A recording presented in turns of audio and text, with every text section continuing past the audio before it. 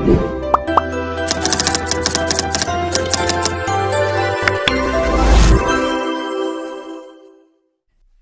kita bertemu lagi di Jurnal Ngopi episode ketiga. Di Jurnal Ngopi episode ketiga ini saya akan bahas tentang tema pendidikan profesi guru atau yang kita sebut dengan PPG.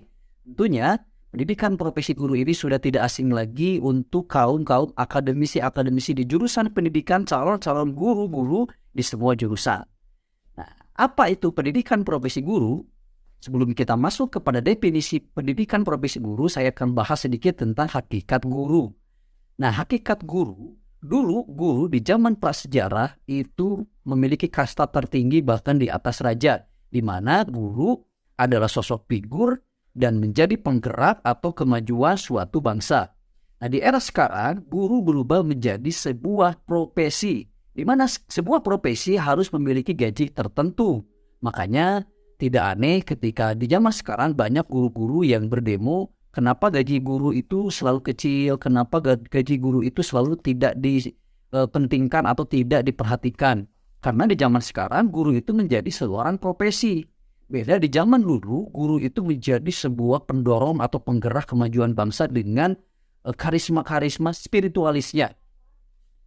Oke, masuk kepada pendidikan profesi guru. Pendidikan profesi guru adalah suatu pendidikan di mana calon-calon guru harus mengikuti pendidikan di mana pendidikan ini adalah untuk mengembangkan atau lebih mentajamkan keprofesionalitasannya menjadi seorang guru. Jadi, setelah mahasiswa calon guru untuk sebelum terjun ke dunia pendidikan mengajar anak-anak, beliau-beliau itu harus mengikuti pendidikan profesi guru jika ingin disebut atau dinilai menjadi guru profesional. Pertanyaannya, apakah PPG ini penting pasca kuliah S1 keguruan? Oke, saya ingin mengemukakan gagasan atau pemikiran saya terkait PPG ini. Karena paradigma di Indonesia itu, permasalahan pertama di Indonesia itu setiap kurikulum itu adalah berbasis administratif. Artinya guru-guru itu dibelenggu atau dijajah oleh sebuah administrasi. Baik itu di kurikulum apapun sampai di kurikulum merdeka, guru-guru itu cenderung fokus kepada administrasi yang saya harus kerjakan itu apa. Bagaimana alur dari administrasi perubahan kurikulum ini. Tidak fokus kepada bagaimana kompetensi apa yang harus dikembangkan untuk menjadi guru profesional. Nah, pemerintah dalam hal ini menyediakan sebuah pendidikan profesi guru untuk menjadikan guru-guru tersebut itu profesional. Nah, apakah dengan sekolah, dengan pendidikan, guru tersebut bisa menjadi guru profesional? Nah, menurut saya itu tidak sama sekali. Ya, kenapa tidak? Karena salah satu permasalahan di Indonesia itu yang pertama itu dari sistem rekrutmen guru. Nah, ada apa dengan sistem rekrutmen guru di Indonesia? Di Indonesia itu setiap orang bisa gampang menjadi seorang guru. Karena pertama kekurangan guru, kedua Indonesia itu tidak memperhatikan kemajuan pendidikannya. Makanya di setiap survei lembaga-lembaga pendidikan di dunia, bahkan di UNESCO, ranking pendidikan itu selalu di terbawah atau peringkat-peringkat terakhir. Bahkan di dalam satu penelitian, Indonesia itu ketinggalan 100 tahun pendidikannya dengan negara-negara maju. Karena apa? Karena pertama administratif, kedua sistem rekrutmen guru di Indonesia itu tidak jelas, lebih menyampaikan bagaimana seorang guru itu membuat administrasi yang baik. Nah, berkaitan dengan pendidikan profesi guru, yang sudah dijelaskan tadi, ketika mahasiswa calon-calon guru itu lulus di S1 pendidikannya, beliau itu tidak bisa dicap menjadi seorang guru profesional jika dia tidak mengikuti pendidikan profesi guru. Ini kesimpulannya ketika calon-calon guru tersebut sudah mengikuti pendidikan profesi guru, calon-calon guru tersebut menjadi guru-guru yang profesional yang baik untuk bisa mengajar di tingkat sekolah dasar, menengah maupun di pendidikan atas. Selanjutnya, saya akan membawakan solusi atau bagaimana kompetensi yang harus dimiliki oleh seorang guru tanpa PPG atau tanpa pendidikan lanjutan. Jadi intinya, mahasiswa calon-calon guru ini sudah kuliah 4 tahun, tapi dia harus mengikuti pendidikan profesi guru itu selama kurang lebih 1-2 tahun. Lama banget gitu. Jadi kurang lebih udah 4 tahun kuliah, dia mengikuti PPG 1-2 tahun, 5-6 tahun dia ingin menjadi seorang guru profesional. Nah, bayangkan saja ketika ingin mengajar di dunia pendidikan, beliau itu harus mengenyam terus-terusan pendidikan teoretik. Tidak ada pengalaman-pengalaman praktik-praktik langsung untuk mengembangkan kompetensinya sebagai seorang guru. Nah, berkaitan dengan ini, apa aja yang harus dimiliki oleh seorang guru terkait dengan kompetensinya menjadi seorang guru profesional? Yang pertama itu ada kompetensi kepribadian. Apa itu kompetensi kepribadian? Kompetensi kepribadian ini berkaitan dengan akhlak atau sikap dan karakter seorang guru, di mana guru itu adalah sosok panutan yang digugu dan ditiru.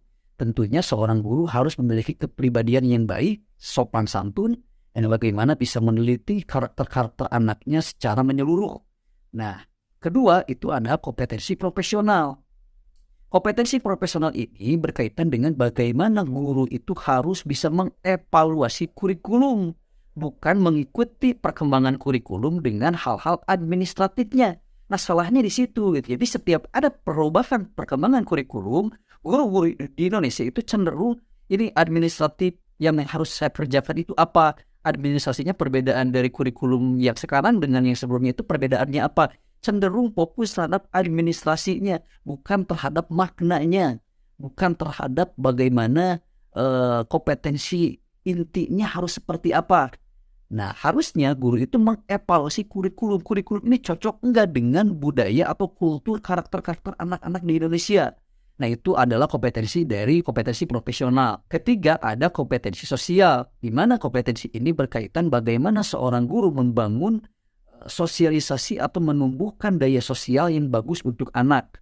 Apalagi di Indonesia itu penuh dengan beragam jenis kultur, ras, budaya, agama. Bagaimana di sini seorang guru menerapkan bagaimana anak-anak kita itu mampu berkehidupan sosial yang baik dan beraneka ragam berdasarkan Pancasila yang berlandaskan dari Bhinneka Tunggal Ika.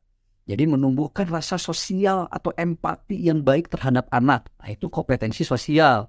Dan yang keempat itu ada kompetensi pedagogik. Nah, apa itu kompetensi pedagogik? Kompetensi pedagogik ini berkaitan dengan bagaimana seorang guru harus tahu karakter satu-satu anak-anak didiknya. Karena setiap anak itu berbeda karakteristiknya, setiap anak itu berbeda bakatnya, dan setiap anak itu berbeda minatnya. Nah, mukanya saja atau nama-namanya saja berbeda, tentunya karakteristik, bakat, dan kecenderungannya itu berbeda. Nah, kemampuan pedagogik ini atau kompetensi pedagogik ini harus bisa bagaimana seorang guru meneliti, mengarahkan kemana arahnya anak-anak ini sesuai dengan fadilah atau bakatnya. Nah, selanjutnya berkaitan dengan pendidikan profesi guru. Kenapa pendidikan profesi guru ini tidak dimaksimalkan dalam S1 pendidikan sebelumnya? Nah, saya kasih contoh. Ada beberapa mata kuliah, contohnya tentang mata kuliah pedagogik, mata kuliah teraah kurikulum, mata kuliah perkembangan peserta didik, itu bagaimana melatih calon-calon guru untuk bisa mengembangkan atau mempertajam kompetensinya. Karena apa? Karena PPG itu kuliah lagi, sekolah lagi, belajar teori lagi, tidak mengenal secara langsung kondisi di lapangan seperti apa.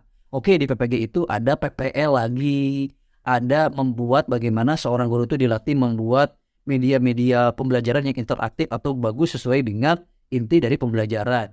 Nah, padahal di S1 dulu sudah ada mata kuliah tersebut seperti media pembelajaran, seperti teknologi pendidikan, mengenal bagaimana media ajar itu disesuaikan dengan perkembangan zaman. Kenapa tidak dimaksimalkan di situ? Harus ada pendidikan lagi selama beberapa semester. PPL itu memang melatih anak-anak secara langsung terjun bagaimana mendidik anak atau mengenal karakter-karakter anak secara langsung. Tapi di S1 dulu pun ada juga PPL atau program pendidikan lapangan, praktek pendidikan lapangan langsung mengenal karakter-karakter anak. Kenapa ada lagi pendidikan yang sudah sebelumnya dimaksimalkan di S1-nya dulu?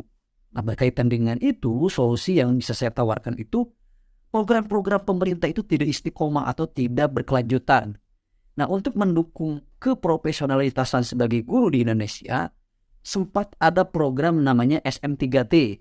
Nah, apa itu SM3T? SM3T itu ketika seorang guru sudah lulus menjadi seorang sarjana keguruan, sebelum dia masuk ke dunia pendidikan, dia dilempar ke daerah-daerah terpencil atau daerah-daerah pelosok untuk merasakan secara langsung bagaimana kultur budaya-budaya sekolah di daerah tertinggal, terluar, dan terdepan. Artinya akses pendidikannya susah, media pembelajarannya susah, kemudian kultur budayanya berbeda dengan kultur budaya yang di kota, yang apapun itu bisa dengan mudah diraih atau digapai gitu ya. Nah, di daerah tersebut itu sangat susah, bahkan anak-anak itu sekolah tuh harus menyeberang jembatan yang sudah rapuh.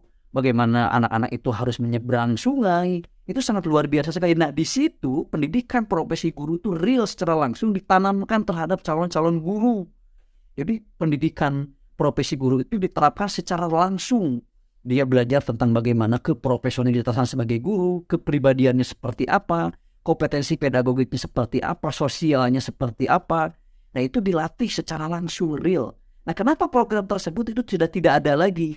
Nah, berkaitan ini dengan pendidikan politik gitu ya. Jadi pendidikan itu kalau menurut saya itu ada campur tangannya dari politik. Nah, berkaitan dengan permasalahan-permasalahan tersebut, pendidikan di Indonesia itu tidak diselenggarakan dengan maksimal atau terstruktur istiqomah selama jangka panjangnya ini ingin menjadi seperti apa. Oke, dari permasalahan-permasalahan yang sudah dibahas tadi tentang bagaimana masalah guru dan problematika tentang pendidikan profesi guru, kedepannya pemerintah harus lebih mengistiqomahkan lagi bagaimana mendidik dan menggembleng calon-calon guru di dalam profesi pendidikan guru itu secara real, secara langsung terjun ke dunia pendidikan. Tidak hanya terus-terusan belajar teori-teori di kampus, duduk di kelas mendengarkan dosen bagaimana cara mendidik anak, bagaimana cara melatih keprofesionalan guru, tidak sama sekali dididik atau diimplementasikan di lapangan, itu tidak akan berguna sama sekali. Untuk itu, pendidikan profesi guru itu bagus tergantung dari gurunya itu seperti apa.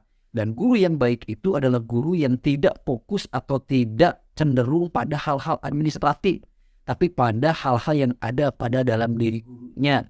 Bagaimana cara mendidik anak, bagaimana cara mengenali karakter-karakter anak, bagaimana cara melatih kompetensi sosial anak, itu harus diterapkan dan sebagai parameter untuk penilaian dan pengukuran menjadi seorang guru yang profesional.